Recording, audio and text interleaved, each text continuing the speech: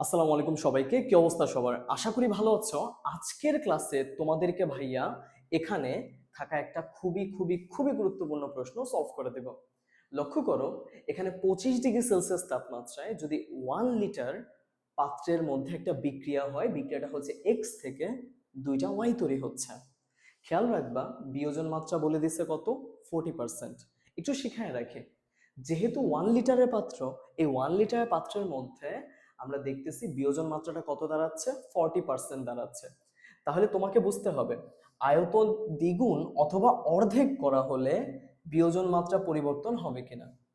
সহজ ভাষায় বলতে গেলে, যদি তুমি আয়তনের ভ্যালুটা চেঞ্জ করো, এখানে 1 লিটার এটাকে চেঞ্জ করো, তাহলে দেখবা কিছুটা বিয়োজন মাত্রা কনভার্ট হয়ে গেছে, মানে ভিন্নতা আসতেছে। 40%-এর মতো হবে না, একটু বেশি অথবা কম আসবে। সিমিলার রিজনটা অর্ধেক করার ক্ষেত্রেও ঘটবে। তাহলে আমরা কি বলতে পারি? এইখানে আমরা বলতে পারি যে আয়তনের পরিমাণটা বাড়বে নাকি কমবে। চলো বের করি। এই কোশ্চেনটা তোমার 3টা স্টেপে সলভ করতে হবে। তাহলে স্টেপগুলা কি কি? প্রথম স্টেপ হচ্ছে এই বিক্রিয়া থেকে তোমার কেপি অথবা কেসি নির্ণয় করতে হবে। ঠিক আছে? কি নির্ণয় করবা? কেপি অথবা কেসি নির্ণয় করে ফেলবা। তোমাদের দ্বিতীয় স্টেপটা দাঁড়াবে এইখানে থাকা যে কেপি কেসি যদি নির্ণয় করা হয়ে যায়, তাহলে আয়তন একবার তুমি দ্বিগুণ চিন্তা করবা।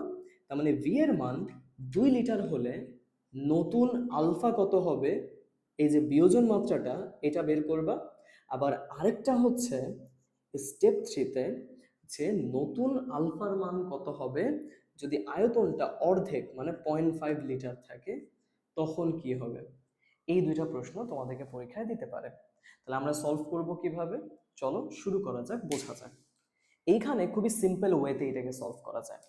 ফার্স্ট অফ অল আমরা কেপি অথবা কেসি এটা ফিগার আউট করতে চাচ্ছি। তাহলে চলো আমরা এখান থেকে শুরু করি। আমাদের স্টেপ 1। লক্ষ্য করো, স্টেপ 1-এ আমরা কেপি অথবা কেসি কাউন্ট করব, নির্ণয় করব। তাহলে যেই বিক্রিয়াটা দেওয়া আছে, এই বিক্রিয়াটাকে ভাইয়া আরেক দফা একটু লিখে নিচ্ছি, ঠিক আছে? তাহলে ভাইয়া আরেক দফা একটু লিখে নিচ্ছে। তাহলে 2y পাচ্ছ গ্রাম এককে।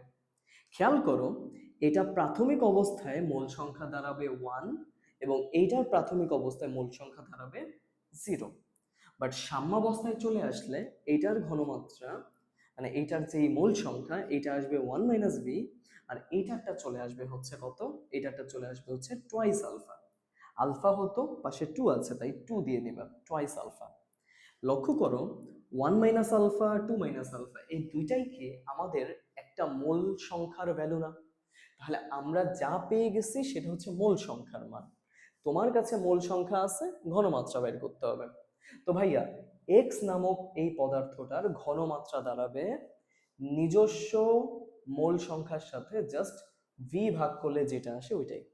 আবার নিজস্ব ঘনমাত্রার সাথে টোয়াইস আলফার সাথে ভি ভাগ করলে যেটা হবে সেটা। এই হচ্ছে আমাদের দুইটা রেজাল্ট। আশা করি বুঝতে পারছো। রাইট নাও আমি কিভাবে এখন কেপি অথবা কেসি বাইর করব। খেয়াল করো, কেসি বাইর করার জন্য আমাকে উৎপাদের ঘনমাত্রা জানা লাগবে। এখন এই ক্ষেত্রে একটা সিস্টেম আছে যে কেসি বের করতে চাইলে উৎপাদ হচ্ছে এইটা, এইটাকে রাখতে হবে উপরে।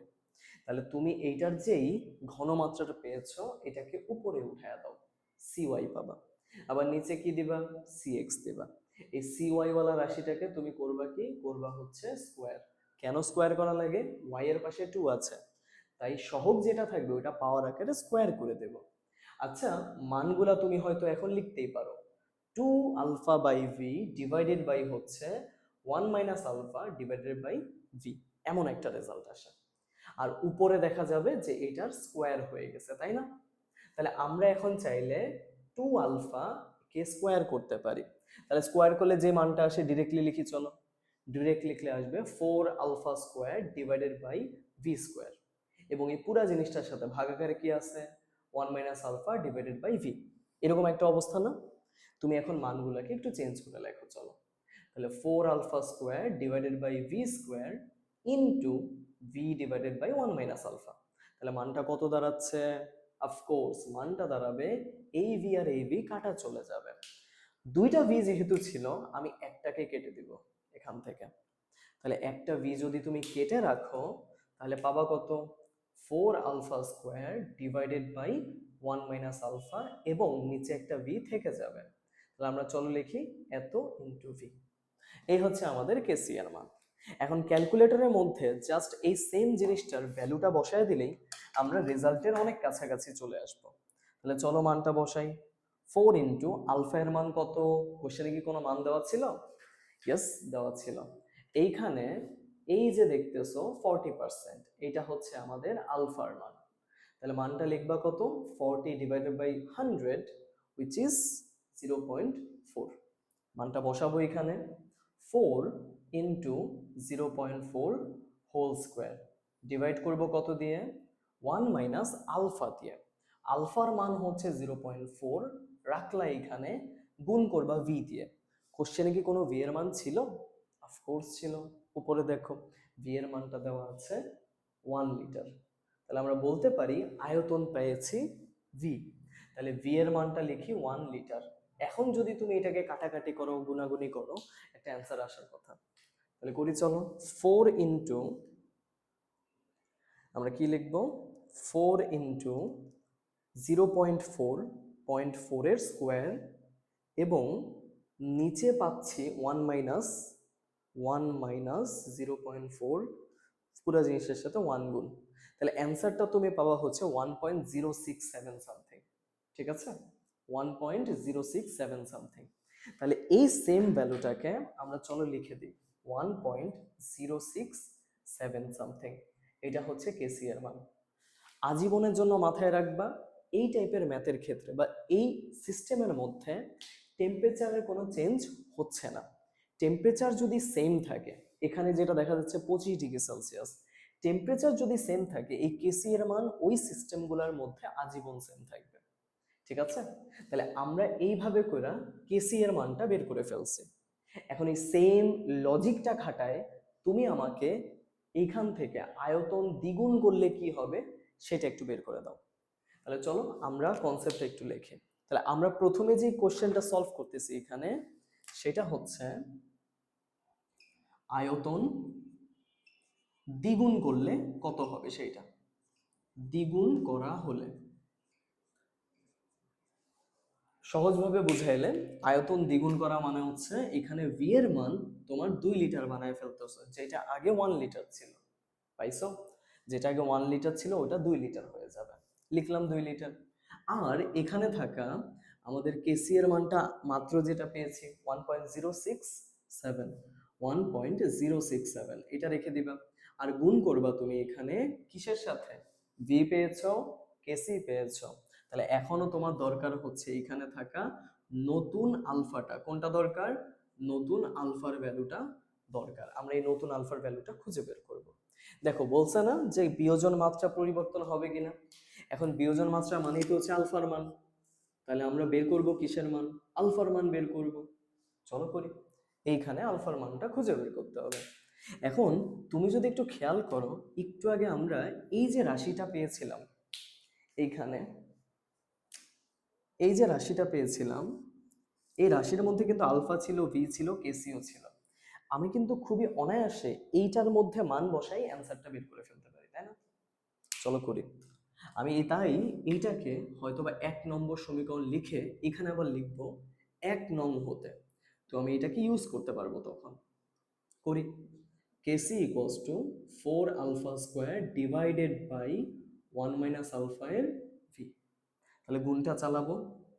4 ইন্টু আলফা স্কোয়ার, আমি আলফা স্কোয়ারের মান জানি না, আর নিচে যে অংশটা ছিল না, এই যে 1 মাইনাস আলফা ইন্টু ভি, তুমি যদি এখানে মান বসাও 1 মাইনাস আলফা, তাহলে এখানে কিন্তু সাথে 2 গুণ হয়ে যায়। কেসি এর মান মাত্র যেটা পেয়েছো ওইটাই থাকবে আজীবনের জন্য, সো কেসি এর মান ওইটাই। আমি কাজ করি আলফা বের করার মতো একটা নিয়মে নিয়ে এরপরে গুণগুলো করি, চলো তাহলে ভালো হয়। তাহলে লেখা যায় কেসি, আর এইটা যদি গুণ করে ফেলো 4 ইন্টু আলফা স্কোয়ার, নিচে পাবা 2 মাইনাস 2 আলফা, এমন কিছু। আর কেসির সাথে গুণ করলে 2টা কেসি মাইনাস 2টা কেসি আলফা ইকুয়ালস টু হচ্ছে 4 আলফা স্কোয়ার, এমন কিছু থাকে। আমি একসাথে যদি নিয়ে আসি 4 alpha square equals to 2 KC minus 2 KC এর আলফা, তাহলে লাস্টের লাইনে কি আসে? প্লাস 2 kc এর আলফা যোগ, সরি যোগ চিহ্ন না, এটা হবে মাইনাসে, -2 of kc = 0। এখন মানগুলা কেসি এর জন্য তুমি বসিয়ে দাও, তাহলে কি পাবা 4α² plus 2 into 1.067 alpha minus 2 into 1.067 = 0। এখান থেকে তুমি আলফার ভ্যালু ডিরেক্ট বের করতে পারো, বুঝছো? ডিরেক্ট কিভাবে করবা, তোমরা তোমাদের কাছে থাকা এই টাইপের যদি কোনো ক্যালকুলেটর থাকে, ঠিক আছে, এই টাইপের যদি কোনো ক্যালকুলেটর থাকে, জাস্ট সিম্পল ওয়েতে তোমাদেরকে নিজেদের হাতে দেখাই। এইখানে তোমরা যে কাজটা করবা, মোড সিস্টেমে চলে যাবা এবং এখান থেকে ইকুয়েশনটা অন করবা। ইকুয়েশনের পর আমাদের যে রেজাল্টটা আসছে ওটা স্কোয়ার টাইপের রাশিতে আসছে, তাই না? তাহলে স্কোয়ারের জন্য কি করতে হবে, এখানে থাকা 3 নম্বরটা অ্যাড করবা, করলাম। এর মান আমরা পেয়েছিলাম 4, বসাবো 4। বি এর মান পাবো এখানে যেটা গুণ করেছো 2 ইন্টু 1.067, এইটা। আবার আমরা সি এর মান কত পেয়েছি, মাইনাসে 2 ইন্টু 1.067। বুঝতে পারছো? এভাবে করে যদি সবকিছুর ভ্যালু ইনপুট দাও, সমান সমান চাপ দিলে তুমি এই যে x1 একটা ভ্যালু পাবা, আরো একটা ভ্যালু পাবা সমানে চাপ দিলে, তার মানে দুইটা ভ্যালু পাচ্ছ। এখন একটা ভ্যালু পজিটিভে আসবে যেটা নিতে হবে,